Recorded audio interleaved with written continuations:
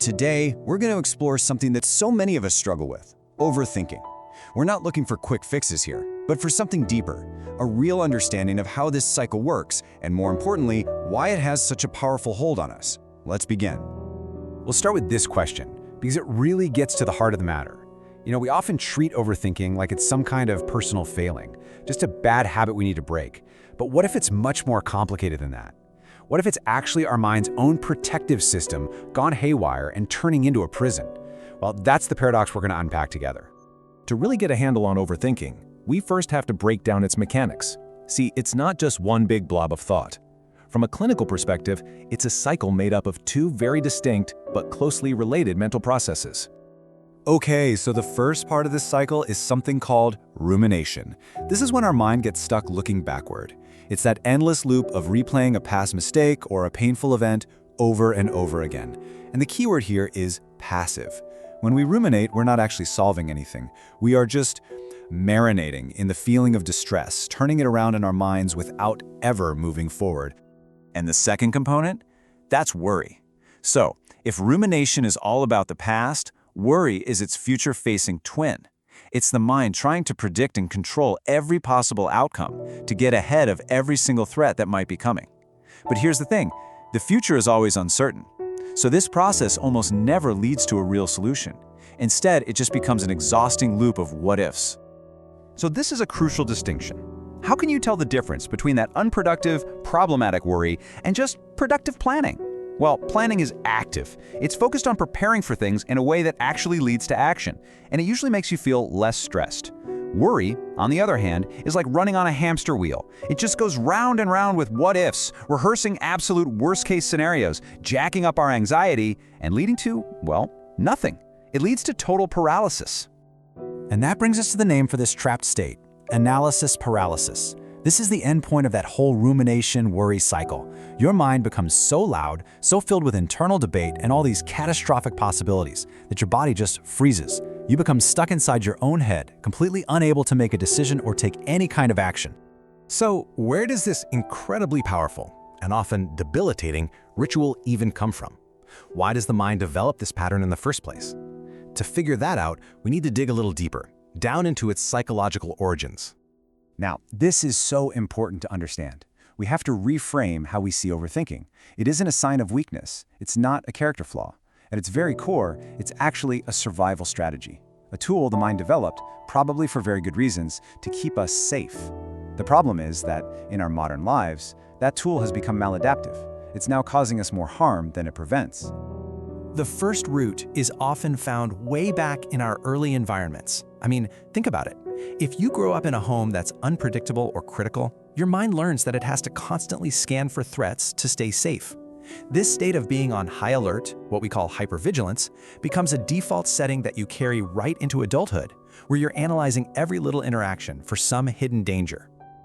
The second origin is deeply tied to perfectionism and the absolute terror of shame. For someone who overthinks, a mistake isn't just a simple error. Oh no, it feels like a public catastrophe, something that will lead to judgment and humiliation.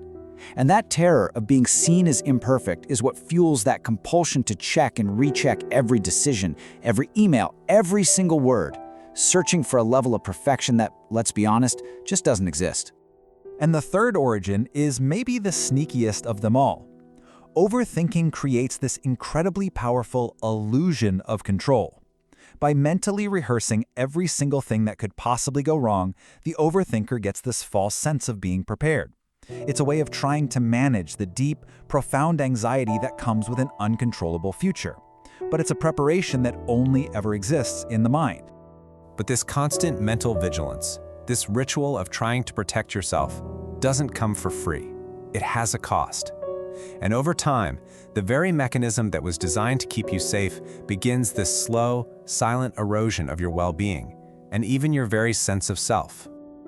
Let's start with a really stark number. It's estimated that for any given problem we face, 99% of the harm, the suffering we experience, doesn't come from the situation itself. It comes from our own thoughts about it.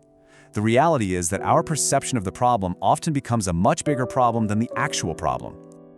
The first major consequence is that same decision paralysis we talked about earlier. The endless internal debate makes it feel impossible to commit to a single path. And this leads to a life filled with missed opportunities, with stagnation. A life where the eventual cost of doing nothing becomes so much greater than the risk of just making the wrong choice. The second consequence, of course, is the massive toll on our mental health. It's no surprise that chronic overthinking is a huge predictor of clinical anxiety and depression. I mean, the mind is simply never at rest. It's constantly either worrying about the future or ruminating about the past, and eventually it just sinks into a state of total emotional exhaustion. And then there's what might be the most profound cost of all: the stunting of a life that's fully lived. You see, things like real growth, authentic connection with other people, spontaneous joy, all of these things require taking a bit of a risk. They require vulnerability, and they are all sacrificed for the perceived safety of that mental cage, leaving behind a life that is merely analyzed instead of being truly experienced. So we've arrived at the final part of our analysis, where we finally reveal the secret we promised in the title. But as you might have already guessed, the answer isn't some quick technique or a simple trick. It's a fundamental shift in the entire relationship we have with our own minds. And here it is, the core insight. The way out of the cognitive prison isn't to fight harder. It's not about trying to think more positively or trying to force negative thoughts out of your head. The solution is a much deeper psychological shift. It's about letting go of the need to control your inner world. The primary tool for making this shift is something called metacognition. Now that sounds complicated, but it's not. It's not about changing your thoughts, it's about changing your relationship to them. It's simply the ability to step back and observe your own mind at work, to notice the thoughts as they come and go, without getting swept away by them. In therapy, this is often called cognitive diffusion, learning how to unhook from your thoughts. And there's a really powerful metaphor that helps explain it. Imagine that you are the driver of a bus. Your thoughts, they are the passengers. Some of them are loud, some are anxious, some are really critical. Diffusion is realizing that you can hear them, you can acknowledge they're there, but you don't have to follow their directions. You are still the one driving the bus. This new awareness, this ability to just observe without getting tangled up in it all, opens the door to something called radical acceptance. Now, this doesn't mean you have to like the imperfection or the uncertainty. It just means you stop the endless war against it. It means truly accepting that life is imperfect, that the future is uncertain, and that some things are just completely beyond our control. And this brings us right to the heart of it all. The secret isn't some trick to make your mind go quiet. It's the profound, mature acceptance that to live a full life is to embrace risk. It's the deep understanding that certainty is just an illusion, and that real peace is found not in trying to control everything, but in trusting our own ability to handle whatever comes our way. So we'll end with this question, as a solemn call to self-reflection. The goal is never to silence the mind, but to change its role from a warden to just an advisor. So I'll leave you with this to ponder. Can you learn to observe the constant stream of your thoughts, to simply acknowledge them and still choose to live freely beyond the walls of their cage?